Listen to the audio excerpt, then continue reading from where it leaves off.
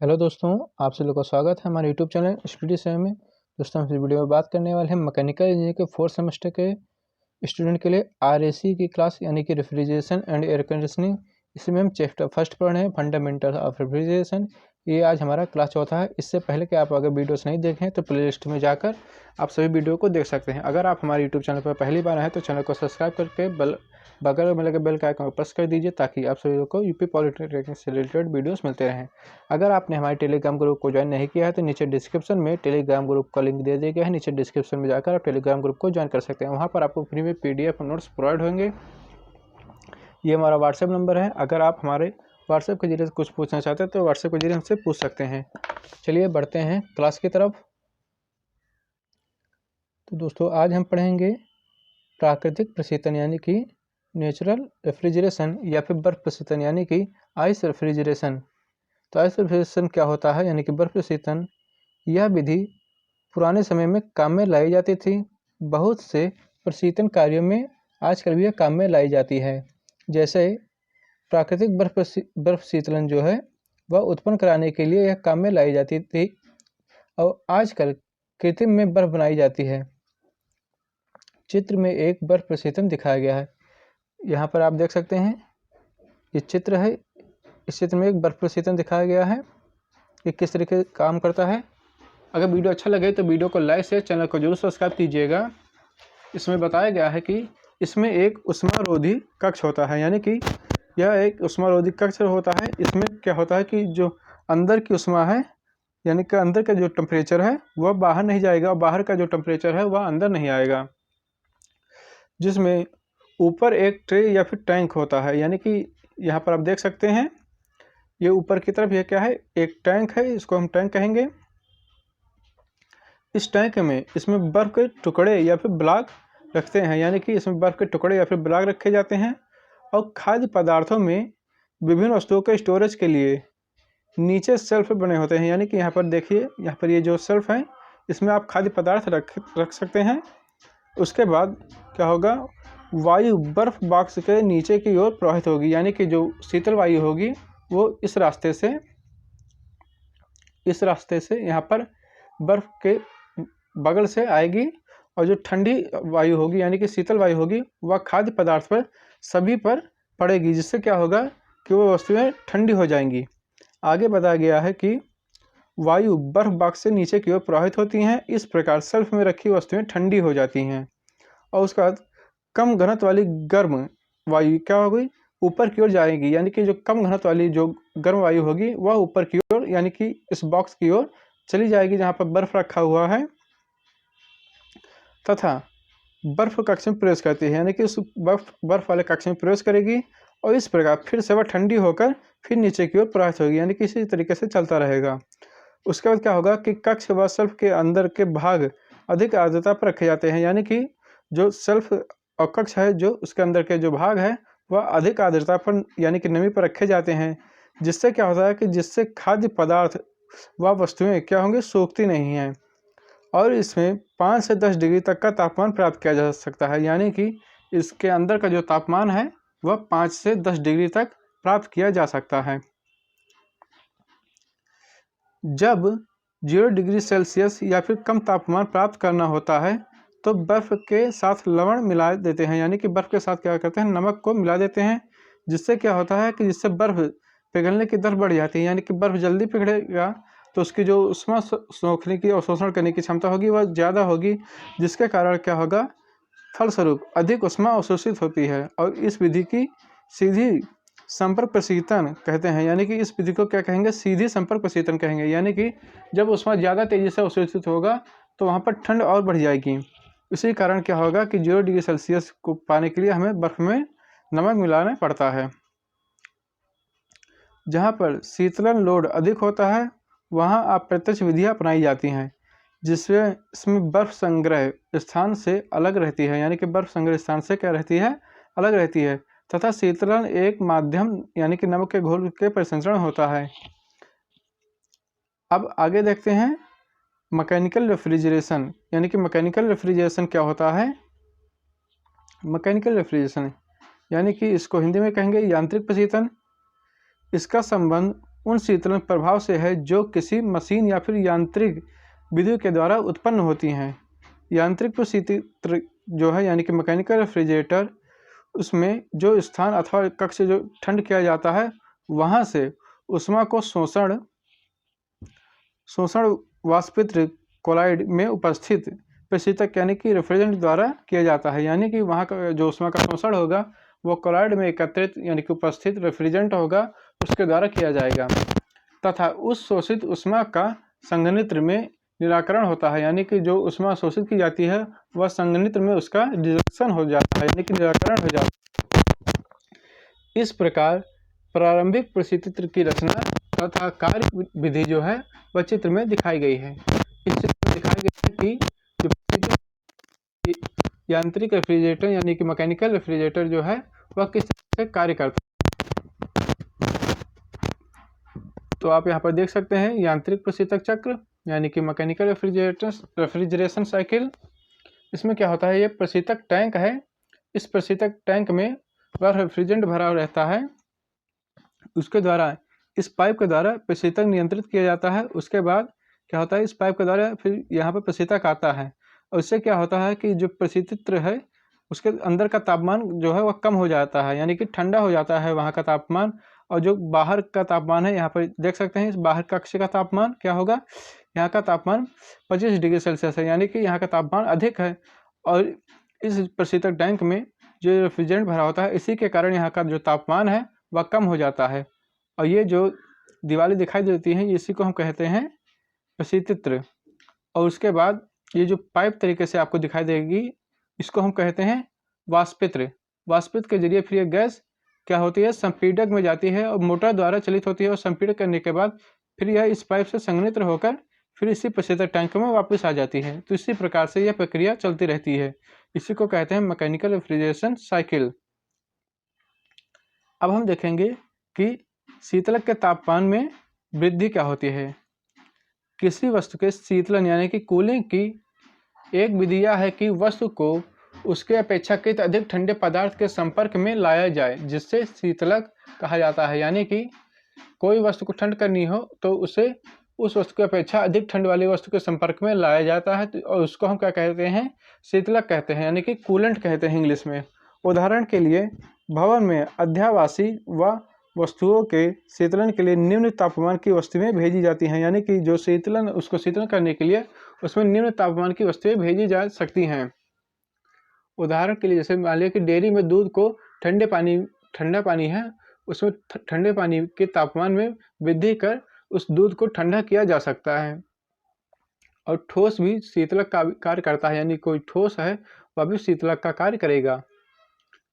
अब यहाँ पर हम देखते हैं जैसे कि हमने मान लिया Q बराबर क्या है, शीतक के द्वारा हटाई गई ऊष्मा, और Q बराबर होता है हमारा mCp T2 - T1, जहाँ पर m क्या है, m जो है वह मात्रा प्रवाह की दर है और Cp क्या है, वह नियत दाब पर विशिष्ट ऊष्मा है।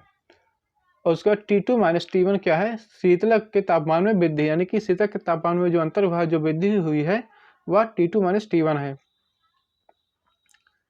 अब हम देखेंगे कि अवस्था में परिवर्तन क्या होता है, यानी कि चेंज ऑफ फेज क्या है।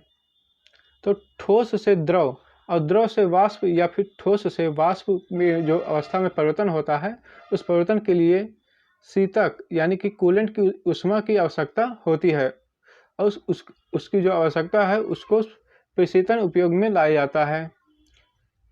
ठोस से द्रव की अवस्था में परिवर्तन को हम क्या कहते हैं, गलन कहते हैं। यानी कि कोई वस्तु ठोस है वह ठोस से द्रव में जाएगी यानी कि उस अवस्था में द्रव अवस्था में परिवर्तित होगी तो उसको हम क्या कहेंगे, गलन कहेंगे, यानी कि मेल्टिंग कहेंगे।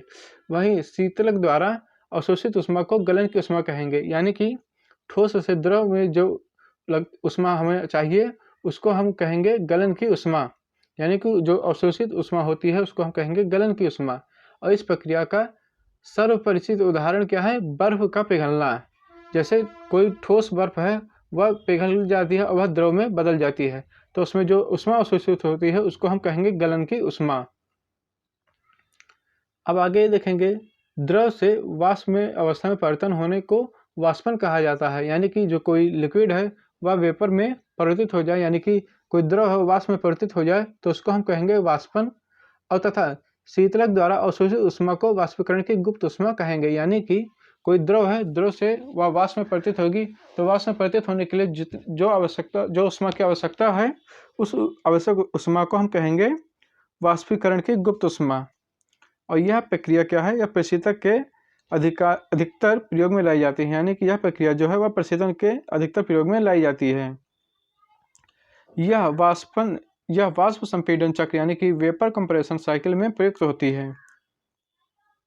अब हम देखेंगे कि अवशोषित ऊष्मा क्या होती है। अवशोषित ऊष्मा बराबर होती है हमारा Q बराबर ml, जहाँ पर Q क्या है, स्थानांतरित ऊष्मा की मात्रा है किलो जूल प्रति घंटा में, और जो m है वह क्या है, प्रशीतक की मात्रा है, ये भी किलो जूल प्रति घंटा में है, किलोग्राम प्रति घंटा में।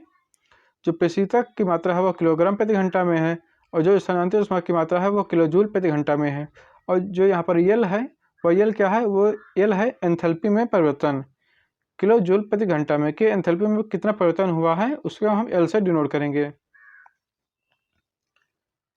आगे बताया गया है कि ठोस के सीधे वाष्प अवस्था में परिवर्तन होने को हम क्या कहते हैं, ऊर्ध्वपातन कहते हैं। यानी कि कोई ठोस वस्तु है वह बगैर किसी द्रव में अवस्था में परिवर्तित हुए सीधे ठोस से गैस अवस्था में परिवर्तित हो जाती है, तो उसको हम ऊर्ध्वपातन कहते हैं। और उसमें जो अवस्था में जो परिवर्तन हुआ है उसमें जो ऊष्मा लगी है, अवशोषित ऊष्मा है, उस अवशोषित ऊष्मा को हम क्या कहते हैं, ऊर्ध्वपातन की ऊष्मा कहते हैं।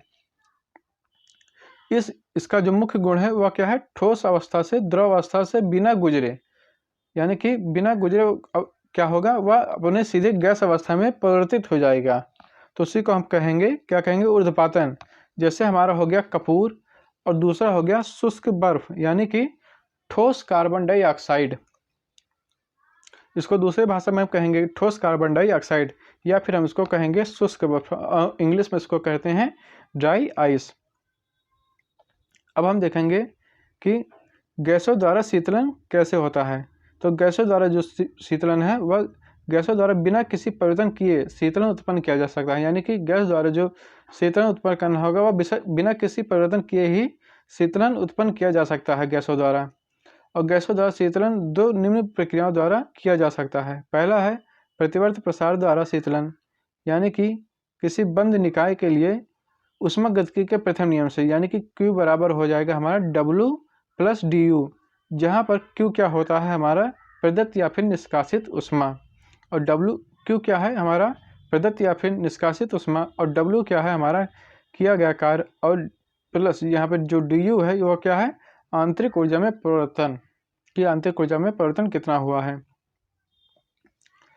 अब प्रतिवर्ती रुद्धोष्म प्रक्रिया, यानी कि चूंकि ऊष्मा का क्या होता है, ना तो आदान होता है ना ही प्रदान होता है, यानी कि ना ही ऊष्मा अंदर आती है ना ही ऊष्मा बाहर जाती है। तो इससे क्या होगा, जो ऊष्मा है वह जीरो हो जाएगी। तो ऊष्मा जीरो हो जाने पर क्या होगा, जब ऊष्मा जीरो हो जाएगी तो जीरो बराबर W प्लस DU। अब जब हम W को इस तरफ लाएंगे तो हमारा क्या हो जाएगा, W बराबर DU, और यहाँ पर क्या है, यहाँ पर ये प्लस में है और यहाँ पर जब आएगा तो ये माइनस में हो जाएगा। लेकिन हम क्या करेंगे, इस माइनस को उसी तरफ रखेंगे, तो W बराबर हो जाएगा हमारा माइनस DU। तो क्या होगा कि यहाँ पर जो W बराबर माइनस DU है, तो यहाँ पर जो ऋण चिन्ह है, इस ऋण चिन्ह का अर्थ होता है कि तापमान घट रहा है, यानी कि तापमान में कमी आ रही है। इसी को हम कहेंगे कि जो DU है वह क्या है, तापमान में कमी है। अब हम देखेंगे कि गैसों के अवरोधन द्वारा शीतलन किस प्रकार से होता है। गैसों के अवरोधन द्वारा शीतलन, यानी कि पोरस प्लग प्रयोग के द्वारा देखा गया है कि रुद्धोष्म अवरोध एक स्थिर एंथैल्पी प्रक्रिया है। यानी कि जो रुद्धोष्म अवरोध है वह क्या है, एक एंथैल्पी प्रक्रिया होती है, और अर्थात इसको हम कहेंगे कि अवरोधन प्रक्रिया के समय एंथैल्पी जो है वह स्थिर रहती है, और एंथैल्पी का जो तापमान है वह क्या है, एक फंक्शन है, एक फलन है। जो एंथैल्पी तापमान है वह तापमान का एक फलन है। किसी आदर्श गैस के लिए, यानी कि किसी आदर्श गैस के लिए अवरोधन क्या है, यानी कि थ्रॉटलिंग जो है वह पहले और बाद में जो उसका तापमान है वह स्थिर रहता है। यानी कि आदर्श गैस में जो अवरोधन है, अवरोधन से पहले और बाद में उसका जो तापमान होगा आदर्श गैस का वह क्या रहेगा, स्थिर रहेगा, यानी कि तापमान स्थिर रहेगा। परंतु वास्तविक में गैसों के लिए अवरोधन के उपरांत तापमान क्या होता है, घटता है या फिर बढ़ जाता है या फिर स्थिर रहता है। और स्थिर एंथैल्पी पर किसी गैस के तापमान परिवर्तन व दाब पतन के अनुपात को हम क्या कहते हैं, जूल थॉम्सन गुणांक कहते हैं। यानी कि स्थिर एंथैल्पी पर किसी गैस के तापमान में परिवर्तन हो रहा हो या फिर दाब या पतन के अनुपात जो है उनको हम क्या कहेंगे, जूल थॉम्सन गुणांक कहेंगे। और इसको हम किस प्रकार से डिनोट कर सकते हैं, इसको हम म्यू बराबर लिखेंगे del t upon del p into bracket बंद कर देंगे, उसका एच लिख देंगे। तो यहाँ पर जो डेल टी है, यहाँ पर आप देख सकते हैं, यहाँ पर ये जो डेल टी है वह क्या है, तापमान में परिवर्तन, और डी पी क्या है, दाब पतन, और एच क्या है, यहाँ पर जो एच है ये हमारा क्या है, एंथैल्पी है। और जूल थॉम्सन गुणांक को हम किससे प्रदर्शित करते हैं, म्यू से प्रदर्शित कर रहे हैं। अब यहाँ पर देख सकते हैं चित्र के द्वारा, चित्र में यह पता चला है कि जब वक्र के बाईं ओर चलते हैं तो गैस का दाब घटता है। यदि बिंदु 1 से 2 अवरोधन होता है तो गैस का तापमान बढ़ता है। यानी कि जब हम इस चक्र में बाईं ओर चलेंगे, यानी कि 1 से यहाँ पर 1 से 2 पर चलेंगे तो क्या होगा, अब यहाँ पर दाब जो है वह घट रहा है और तापमान बढ़ रहा है। यानी कि बिंदु 1 से 2 पर जाएंगे तो तापमान जो है वह बढ़ेगा और जो दाब है वह घटेगा। अब बिंदु 2 है, यहाँ पर ये जो बिंदु 2 है इस पर क्या होगा, तापमान जो है वह अधिकतम होगा और जूल थॉम्सन गुणांक जो है वह क्या हो जाएगा, 0 हो जाएगा, म्यू बराबर हो जाएगा 0। और यह बिंदु गैस का व्युत्क्रम कहलाता है। यानी कि यह बिंदु जो है वह गैस का व्युत्क्रम कहलाएगी। उसके बाद यह बिंदु 2 से 3 तक, यानी कि यहाँ 2 से फिर 3, 2 से 3 इधर जब आएगी तब क्या होगा, या फिर इसको हम कहें 2 से 3 या फिर कहें 1 से 3, यानी चाहे यहाँ से यहाँ का 1 से 3 कर दे, चाहे 2 से 3, तो उस पर क्या होगा, 1 से 3 तक अवरोधन होता है। यानी कि 1 से 3 तक अवरोधन होगा तो गैस के तापमान का पतन होगा। यानी कि गैस का तापमान क्या होगा, फिर डिक्रीज होने लगेगा। अतः चित्र में यह स्पष्ट हो जाता है कि गैस का जो अवरोधन है वह अवरोधन के पश्चात गैस का तापमान क्या होगा, कम करने के लिए जूल थॉम्सन गुणांक का मान धनात्मक होना चाहिए। यानी कि जब गैस का तापमान कम करेंगे अवरोधन के पश्चात तो जूल थॉम्सन का जो गुणांक है का मान है वह क्या होना चाहिए, धनात्मक होना चाहिए। और तापमान जो पतन है, तापमान पतन का जूल थॉम्सन गुणांक जो म्यू है वह दाब पतन व गैस की मूल की दशा पर निर्भर करता है। यानी कि जो जूल थॉम्सन गुणांक है वह दाब पतन व गैस की मूल दशा पर निर्भर करता है।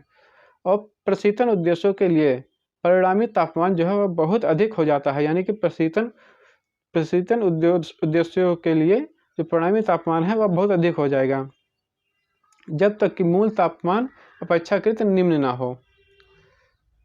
और गैसों के लिए जो द्रवीकरण है, जैसे गैस हो गया हमारा हवा, नाइट्रोजन और ऑक्सीजन, उसमें जूल थॉम्सन गुणांक का मान क्या लिया जाएगा, धनात्मक लिया जाएगा। कि वाष्पीकरण द्वारा शीतलन क्या होता है। जब किसी द्रव का वाष्पीकरण होता है, यानी कि द्रव का जब वाष्पीकरण होगा तो उसमें क्या होगी, उसमें अवशोषित ऊष्मा होगी। यानी कि उसमें ऊष्मा जो है वह अवशोषित होगी, तभी वह द्रव वाष्प में परिवर्तित होगा।